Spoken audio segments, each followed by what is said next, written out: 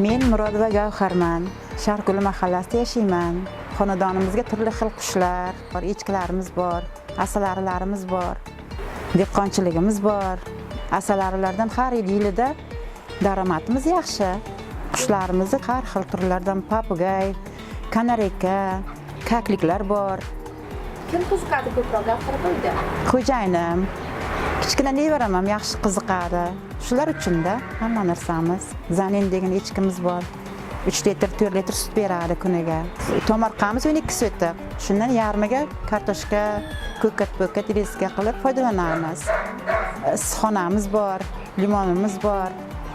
1 yillik daromadimiz o'zimiz agrotimizdan chiqadi. O'zim uy bekasi bo'lsam-da, hamma narsaga qiziqaman. Qilaman ham, bekor o'tirishni xohlamayman.